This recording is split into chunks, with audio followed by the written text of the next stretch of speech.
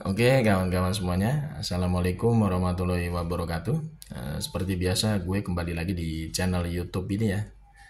Nah, untuk kesempatan kali ini, gue masih ingin terus melanjutkan pembahasan terkait dengan dugaan ijazah aspal dari Mukidi Pekok ya.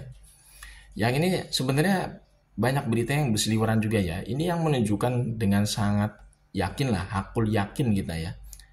Kalau ijazahnya Mukidi itu aspal 11.000 triliun persen. Karena ini berdasarkan statement pernyataan dari tim kuasa hukumnya Mukidi ya, yang mengatakan bahwa Mukidi itu tidak akan menunjukkan ijazah aslinya secara fisik ke hadapan publik ya. Alasannya karena nanti bisa menimbulkan yang namanya huru hara atau kegaduhan atau saos. Bahasanya itu bikin negara jadi saos kalau misalkan ijazah aslinya Mukidi secara fisik itu dimunculkan atau diperlihatkan ke hadapan publik. Jadi ini sebenarnya kan hanya alasan saja dari tim kuasa hukumnya Mukidi. Untuk apa? Untuk memperlihatkan ijazahnya Mukidi itu yang memang abal-abal gitu loh. Kalau misalkan Mukidi itu memang punya ijazah asli secara fisik dan tidak diragukan keasliannya, pasti dengan mudah ya Mukidi itu memperlihatkan ijazah aslinya ke hadapan publik. Tapi sampai detik ini ternyata Mukidi nggak berani menunjukkan ijazah aslinya secara fisik ke hadapan publik. Bahkan malah tim kuasa hukumnya Mukidi itu ya mengarang-arang cerita ya bahwa kalau misalkan Mukidi itu ijazah aslinya secara fisik ya, diperlihatkan ke hadapan publik, nanti dikhawatirkan bikin negara jadi saos.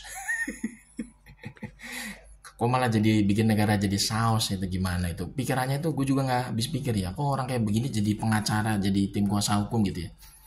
Ini bikin malu ya dunia hukum kita kalau misalkan orang-orang yang menjadi lawyer itu oceannya nggak bermutu kayak begini gitu ya. Dan ini menurutku memang sudah semakin apa namanya terang benderang lah ya bahwa Mukidi itu memang ijazahnya aspal 11.000 triliun persen ya.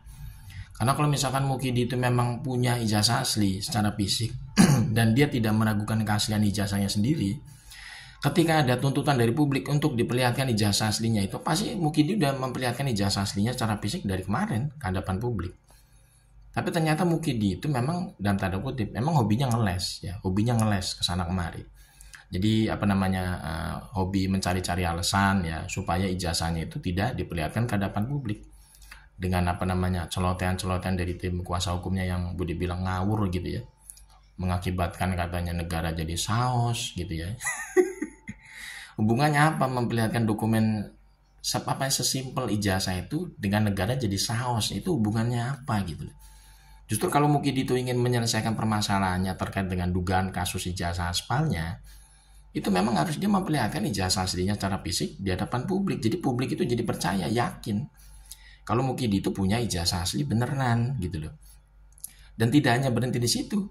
Kalau misalkan publik itu masih meragukan ijazah aslinya secara fisik itu beneran ijazah asli, Mukidi itu harusnya berani ya bersedia untuk diuji forensik dengan apa? Dengan perantara lab uji forensik independen di luar negeri. Ya kan? Diuji usia kertasnya, uji usia tinta, uji apa namanya spesimen tanda tangan, validasi cap stempel, uji format penulisan, uji font gitu. Jadi biar tidak ada keraguan lagi di hadapan publik. Jadi tidak ada keraguan lagi di tengah masyarakat kalau misalkan Mukidi itu memang punya ijazah asli. Tapi sampai detik ini ternyata Mukidi kan tidak bisa menunjukkan ijazah aslinya ke hadapan publik. Nah, malah memutar-mutar semacam memutar-mutar ocehan gitu ya, atau kita sebut saja ngeles ya, hobinya ngeles ke sana kemari, membuat karangan cerita, narasi-narasi yang memang sudah semakin meyakinkan kita semua bahwa yang bersangkutan itu memang ijazahnya aspal ya, karena tidak mau menunjukkan ijazah aslinya secara fisik ke hadapan publik, ke hadapan masyarakat. Padahal Mukidi itu menjadi presiden itu daftar di KPU itu menggunakan ijazah itu gitu loh. Jadi kan istilahnya kalau misalkan Mukidi itu memang yakin ijazahnya asli, bukan ijazah abal-abal gitu ya.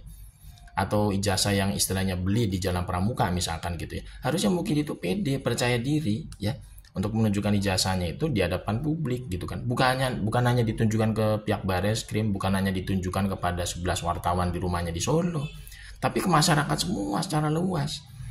Karena Mukidi itu waktu jadi presiden itu kan presiden semua rakyat gitu ya, bukan presiden relawan gitu ya.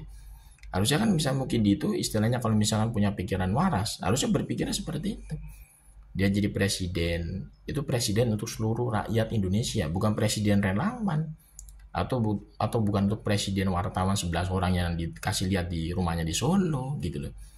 Jadi ini memang menurut gue memang udah hakul yakin lah ya, Mukidi ini memang bener-bener apa namanya ya, boleh bilang ya keterlaluan lah ya, kalau gue sebut sebagai pribadi personal manusia itu udah keterlaluan lah, karena kelakuannya ini memang sudah tidak bisa ditolerir sebenarnya sebagai seorang pribadi ya, apalagi dia sekarang posisinya hanya menjadi warga negara biasa, bukan lagi jadi penguasa, tapi kelakuannya seperti seolah-olah tuh dia masih menjadi penguasa sampai detik ini.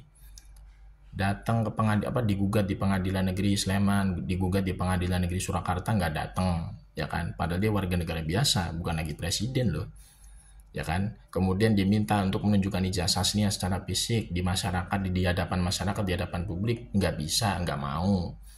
Itu kan sebenarnya udah, dalam tanda kutip, orang ini tuh udah mempermainkan satu negara, mempermainkan rakyat Indonesia orang ini. Hal yang sesimpel tapi tidak bisa dilakukan, hal yang sederhana tapi dibikin rumit ya, hal yang istilahnya jelas-jelas gampang banget untuk dilakukan, tapi apa, justru malah diputer-puter, ngeles gitu ya. Ini tentu sangat apa namanya ya, membuat kita tuh jadi ngelus dada ya, jadi ngelus dada ngelihat kelakuan dari Mukidi Peko ini ya. Kalau misalkan kemarin yang jadi presiden itu Anies Baswedan, ya mungkin Mukidi ini sudah masuk hotel Prodeo dari kemarin mungkin gitu ya. Kalau Anies Baswedan kemarin jadi presiden kan pasti Anies itu kan merombak, mereformasi semua lembaga penegak hukum gitu ya. Kapolri diganti, Jaksa Agung diganti, KPK-nya juga dikasih, atau KPK-nya tuh dimasukkan orang-orang yang punya integritas gitu ya. Pokoknya lembaga penegak hukum itu semuanya direformasi dengan baik kalau Anies kemarin jadi presiden gitu ya. Tapi ya qadarullah Anies ya, tidak terpilih jadi presiden, nggak tahu ya kemarin prosesnya gimana pemilu.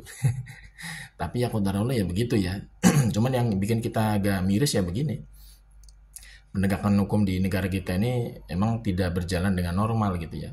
Orang yang sudah jelas-jelas ya di depan mata punya kesalahan besar seperti Mukidi, itu sampai sekarang itu masih bisa bebas dari jeratan hukum gitu ya. Tapi orang yang tidak punya salah apa-apa, bahkan orang-orang yang mengungkapkan kebenaran itu bisa jadi salah atau dijadikan tersangka. Ini kan menurut gua ironi di negara kita ini. Bagaimana mungkin negara ini bisa menjadi negara maju ya kalau tidak ada namanya supremasi penegakan hukum dan tidak ada namanya keadilan.